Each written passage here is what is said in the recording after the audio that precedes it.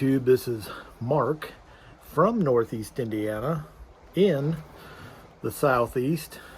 Just you can tell I'm near some water. That's Mobile Bay behind me, and I got a little story I want to share with you, and I'm going to have some pictures in here that contain a little bit of blood. Nothing graphic, no flowing blood, nothing like that. And actually a couple of pictures are blurred just because I was moving around. And what was a tense situation was turned into a funny one because my wife kept taking pictures. And so down here for a week, about 10 days on the Gulf Coast, and my wife and I are getting away, and we got a house down here on Mobile Bay, so on the bay side down in Fort Morgan area, Gulf Shores area. And we've been down here several times, and just haven't been down here for probably, I think it's been about 13 years, and so it's just me and my wife, no kids this time. But got quite the fishing story for you. So came down here and didn't want to spend the money to be on the Gulf side, and we just wanted some quiet, and so we got a house on the bay side, and which kind of excited me because I could do some fishing. And I'm not really a fishing off the, in the waves coming in on the Gulf front side. So we're fishing off the bay side, and I started catching a bunch of real small fish, maybe 6 to 8 inches. I think they're called Atlantic croakers, or croakers, just maybe not Atlantic croakers. And they make that croaking sound. So I've been doing pretty good, some lighter tackle, and I've caught several dozen of those. They're just hitting on our live bait that we have, and then I caught what they call it, a whiting. Never caught that before. Haven't caught any croakers before like what y'all have down here. And then caught a mullet, a small mullet, I believe. And so then, so today is Wednesday. Night before last, so Monday night, I was out fishing and using some of the croaker as bait, cut bait, and got a hit, and I knew immediately it was not a croaker, it wasn't a smaller fish, and it fought pretty good. And as I reeled it up, it was a catfish, and it wasn't big. It was maybe 8-10 inches long. Definitely going to go back in the water, and you'll see it. And it was, I've never caught a catfish out here in the bay. I've caught them back home out of ponds and rivers and lakes and stuff, but never caught one out here on Mobile Bay. And so I got to get a picture of it. And so I call up to my wife up to the house there, and she comes down and she's taking some pictures and stuff, and I'm holding it. You'll see, I'm holding it correctly. Very careful of the spines, and my wife says, well, I want to get a picture of it to show its size a little bit better. Now, it's not a big fish, not a trophy fish, but we're just relaxing and having fun. And so I tried to lip the fish, and even that small of a catfish it just surprises you. It surprised me, I should say, how much gripping power it had. And I was going to hold it with the lip and hold the tail with my other hand.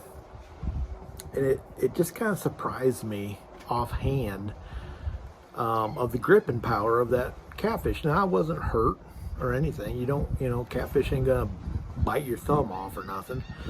But if you've tried doing that with a catfish, you know what I'm talking about. And they're slimy, just like catfish back home.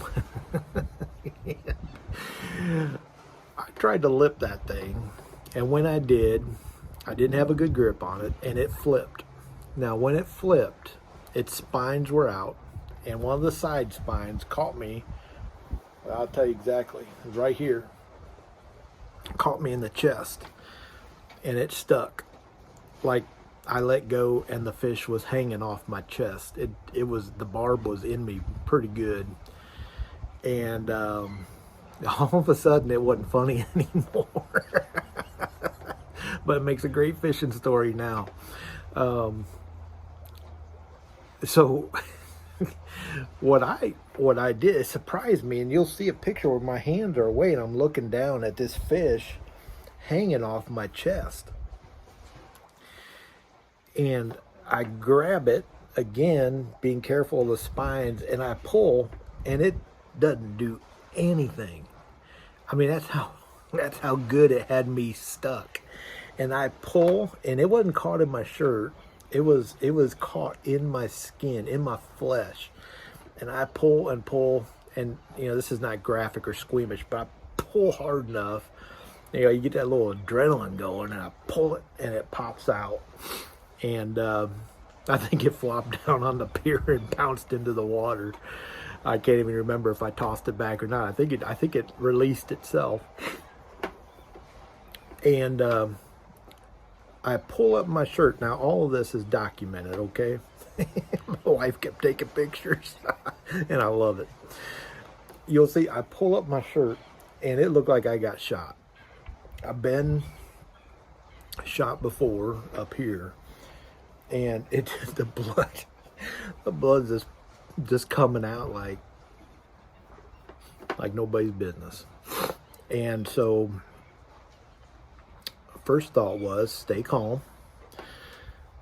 The second thought was, I wonder if this is how, I kid you not, I wonder if this is how Steve Irwin, or Irvin, or whatever his name was, that Australian outdoors guy, I wonder if this is how he felt. And then it was not a life-threatening situation by any stretch of the imagination. But wind's blowing, and there's tin roof up over me here. But I tell my wife calmly, I said, okay, we need to go up to the house. We'll pick all this stuff up. And we got the poles and all that, and I was just putting pressure on my chest, and it's right here, and I'm just putting pressure on my chest, right at where my rib cage starts to come down. So it's a tender area. And we walk up the pier, walk in the house, and I travel with a medical kit, and so we get that out of the car and start using some antiseptic, and I was squeezing that wound pretty good to get it to bleed. I didn't know if these cats have toxins. I know some do, and I know a puncture wound is apt to, for infection. So I was trying to get as much blood flowing, reasonably, and I mean, I was in no means losing a lot of blood, but a little bit of blood looks like a lot of blood. And you'll see my shirt, and it looks like I got stabbed or something. But cleaned it up real good, and boy, it stung. The best way I can describe it is if I've stepped on nails and stuff like that. It felt like that. It felt like I took a nail right to the chest. And we scrubbed it pretty good and cleaned it up, and I bandaged it. And I sat with a hot compress on it for a while, just putting pressure on it, and I sat there, we watched TV, and I'm just kind of monitoring myself, nothing, and I didn't feel woozy or anything like that. And so ended up taking a shower, and I have one of my favorite soaps is a pine tar soap. And if you ever use pine tar soap, you know, generally they're a rougher soap. They got grit and stuff in there. So I scrubbed the heck out of my chest, you know, and it was fine. I put a square little bandage on it, tape around it, and went to bed, and it just hurt. Boy, it hurt. And it hurt all night. And then the next day, yesterday, it was tender, but it was, you know, the main pain was gone. And so last night, we fished yesterday for a little bit, and I caught a lot of croakers again. And you know, I'm not fishing for big fish. I'm just having a blast catching those small ones. And I thought, you know what, I'm going to catch some of these, keep some of them, because I'm going to use them for cut bait, and I'm going to throw out a trot line off the end of the pier and see if I can get something to you know, come along and suck that up off the bottom. So I did that about 6-7 o'clock last night. I threw out a trot line and just single hook, and I don't know, it was probably 9 o'clock or something like that last night. And I got some video I'll tack on here, and pictures maybe as well. My wife says, "Why'd you go out and check that trot line?" And I said, you know, it probably hadn't been long enough. And then, you know, I said, well, you know, that was kind of what I was thinking too. I'm going to go out and check that trot line. And she went out with me, and sure enough, I had me a keeper catfish on there. And this catfish probably was, if you look at the pictures, you can kind of see me measuring with my hand. That's about 7 inches, maybe 8. And so it's probably 14, 15 inches. It's an eater size in my book. And I know a lot of people don't eat catfish, but I'm going to eat something I caught down here in the bay. And whether it gives me a lot of meat or not, I'm going to eat it. And so we got it. And those catfish have my respect now. So I was very careful handling it. And you'll see I'm holding it with a pair of pliers. And in the inside when I brought it in, I threw it in the cooler last night, iced it down, and then I filleted it out this morning. I got 2 of these. Now, the fella I get my knives from, his name is Ricky Wallace, and Wallace Knife Works. You can search him on YouTube. I've got another order in for a knife right now. I buy all my knives from him, but guess what? I didn't bring any down with me. So I went to Wally World because I need to get another reel for my wife's pole. And these knives, these are $2.94. Now, they got this hardcover, and they probably aren't worth a whole lot. They probably will last a week, if that. Yeah, secure clip, $2.94. I bought 2 of them because I figure they're going to lose their edge pretty quick.